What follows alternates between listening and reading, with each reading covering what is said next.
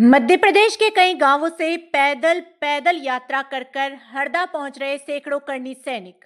मध्य प्रदेश के हरदा जिले में कुछ महीनों पहले की घटना है। भ्रष्ट राजनेताओं के कहने पर पुलिस द्वारा राजपूतों की आवाज दबाने की कोशिश करने के लिए कानून को ताक में रखते हुए लाठीचार्ज किया गया, जिसमें करनी सेना परिवार के मुखिया जीवन सिंह शेरपुर को सर पर लाठी मारकर जान से मारने का प्रयास किया गया, जिसके कई वीडियो वायरल हुए। इसके बाद सभी राजपूत संगठनों ने सरकार को जवाब देने का फैसला किया। 21 दिसंबर 2025 को हरदा में जन क्रांति न्याय आंदोलन यात्रा का ऐलान किया गया। पिछले कुछ महीने से करनी सेना परिवार के मुखिया जीवन सिंह शेरपुर पूरे मध्य प्रदेश में आह्वान करने लगे। कई लोग उनके साथ यात्रा पर निकल पड़े, जिसके बाद कई लोग पैदल यात्रा कर हरदा पहुंचने लगे। इंदौर जिले की सावेर तहसील से कनाड़िया से भी युवा पैदल यात्रा पर निकले। सफर के दौरान एमपी न्यूज ने उनसे संपर्क किया। ये जानते हैं उन्होंने क्या कहा, सुनाते हैं उनकी जीवनी। MP news reporter Dharmendra Singh की खास रिपोर्ट। आज हम इंदौर से हरदा जाने के लिए निकले हैं। रास्ते में आज हमें कुछ लोग मिले हैं जो भगवा ध्वज लेकर चल रहे हैं। आज हम जानते हैं कहाँ जा रहे हैं और पैदल यात्रा ये कहाँ से कहाँ तक निकाली है इन्होंने। आपका नाम बताएं। महेंद्र सिंह सागर, करनी सेना परिवार सागर से। हम लोग जो 21 दिसंबर को परसों के दिन हरदा में जन क्रांति न्याय आंदोलन होने वाला है ठाकुर जीवन सिंह जी शेरपुर के नेतृत्व में, उसी के लिए हम लोग 13 दिसंबर से सावेर माँ चामुंडा की नगरी से हमने एक पदयात्रा की शुरुआत की थी, जन क्रांति पदयात्रा, जो कि आज हम लोग नेमावर पहुंचने वाले हैं। कुछ ही देर में नेमावर पहुंच जाएंगे और कल हम लोग हरदा पहुंच जाएंगे। ये पदयात्रा हमने जनता को इस जन क्रांति आंदोलन में भागीदार बनने के लिए, जागरूक करने के लिए शुरू करी थी। अब सावेर से निकले तो आपको लोगों का कैसा सहयोग रहा?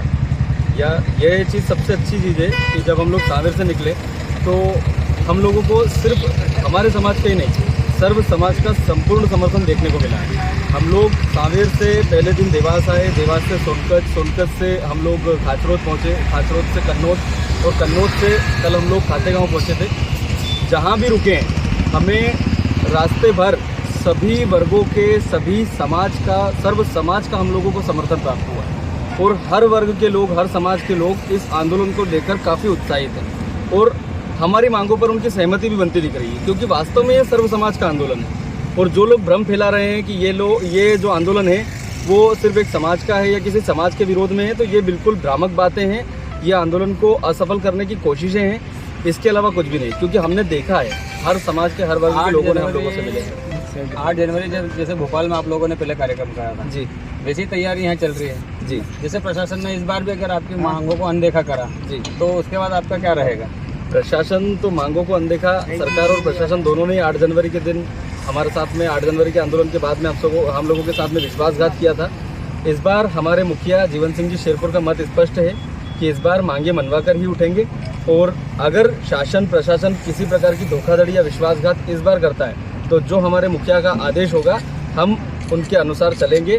और बिल्कुल फिर सरकार का, और अगर एक चीज़ और, जैसे प्रशासन जिस प्रकार से अभी लोगों को रोक रहा है हरदा आने के लिए, जीवन सिंह जी का काफिला, उन्होंने हमारे मुखिया का काफिला इंदौर में भी रोका शहर में प्रवेश करने से। अगर इस प्रकार की हरकतें होती है और आंदोलन को असफल करने के लिए शासन प्रशासन कोई साजिश रचता है तो फिर नेताओं को गाँवों में ही आना है वोट लेने के लिए, फिर उन लोगों को भी आने नहीं देंगे। तो जैसे आपके मुखिया के साथ प्रशासन और पुलिसकर्मियों ने लाठीचार्ज करा, इस बार भी अगर ऐसी कोई घटना हुई, लाठीचार्ज करा, तो आप लोगों का क्या ये रहेगा? हम लोग लोकतंत्र में विश्वास करने वाले लोग हैं। हम लोग लोकतांत्रिक तरीके से आंदोलन कर रहे हैं और अगर इस आंदोलन को शासन प्रशासन ने किसी भी तरीके से अराजक बनाने की कोशिश करी तो फिर हम लोग, पिछली बार भी हम लोगों ने, आपने देखा होगा जितने भी वीडियोस थे उनमें शासन प्रशासन के लोगों ने हमारे लोगों के ऊपर लाठियां बरपाई है। हमारे किसी व्यक्ति ने पलट के जवाब नहीं दिया उन लोगों को। राजपूतों का इतिहास रहा है, कभी किसी से डरे नहीं और हथियारों से जंग लड़ी है जी। लेकिन अब लोकतांत्रिक व्यवस्था में आप अपनी मांगे मनवाने के लिए कब तक ऐसे लड़ते रहेंगे?